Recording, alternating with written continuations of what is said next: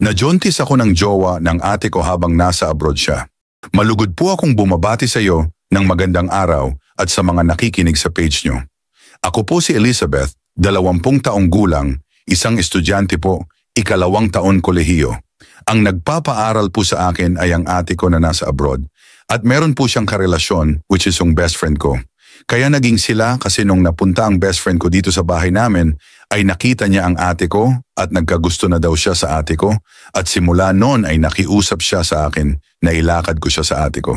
Sa totoo lang ay ayoko siya ilakad kasi parang naiinsulto ako.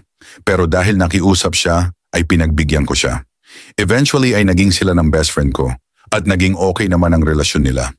Pero dahil ate ko lang ang nagtataguyod sa amin, ay napilitan siyang mag-abroad para daw makapag-aral ako at makapagtapos. At nagkasundo naman sila ng boyfriend niya. At nag-usap sila na magpapakasal sila pag nakauwi na ang ate ko after 2 taon. Lumipas ang 1 taon ay naging okay naman ang communication nila ng ate ko. At nung dumating ang 1 taon at kalahating taon, ay nagkwento sa akin ang best friend ko na bihira na daw sila mag-usap ng ate ko. Kasi naging busy daw kasi na-promote ang ate ko. At doon ko nalaman na madalas na silang nagtatalo ng ate ko at sa akin nilalabas lahat ng best friend ko ang sama ng loob niya sa ate ko. Naiintindihan ko naman ang ate ko kasi kailangan niya mag-work doon pero naawa din ako sa best friend ko. Dumating ang time na dinalaw ko sa bahay niya ang best friend ko kasi hindi na siya napasyal sa amin at doon ay naabutan ko na nainom siya ng alak at medyo lasing na. At doon ay pinagsabihan ko siya na bakit siya nag-iinom eh. Alam mo naman mahina ka uminom. Ang sabi niya lang ay, yung kasing ate mo wala nang time sa akin, nakakasama lang ng loob. At nung talagang nakayuko na siya, ay sinabi ko na ihahatid ko na siya sa kwarto niya. At nung nasa kwarto na kami, ay natumba kami sa kama niya na nakapatong siya sa akin. Nagkatinginan kami at dahan-dahan ay hinalikan niya ako. Pero hindi ko malaman sa sarili ko bakit hindi ako pumalag. Pumayag ako na may mangyari sa amin ng best friend ko. Dahan-dahan niyang hinubad ang damit ko at hinahayaan ko lang siya. Parang binigay ko ng buo ang katawan ko sa best friend ko. Pagkatapos nun ay ilang linggo din kami hindi nag-usap ng best friend ko hanggang sinubukan kong kausapin ang best friend ko. Pinuntahan ko siya sa bahay nila at doon ay kinausap ko siya kung bakit hindi na siya nagpaparamdam.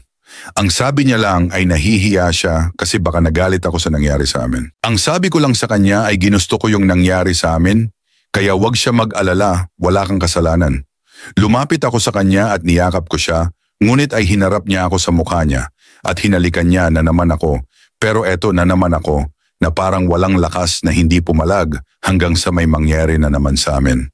At simula noon ay nasundan na ng nasundan yon hanggang sa every week ay may nangyayari na sa amin ng best friend ko.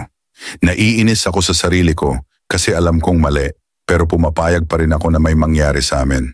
Hanggang sa nag-message na ang ate ko na 2 buwan na lang daw at uuwi na siya. At doon na ako nagulat, hindi ko alam kung paano gagawin ko tapos nalaman ko na 3 linggo na akong delay. Wala kaming klarong pag-uusap ng best friend ko kung anong meron sa amin.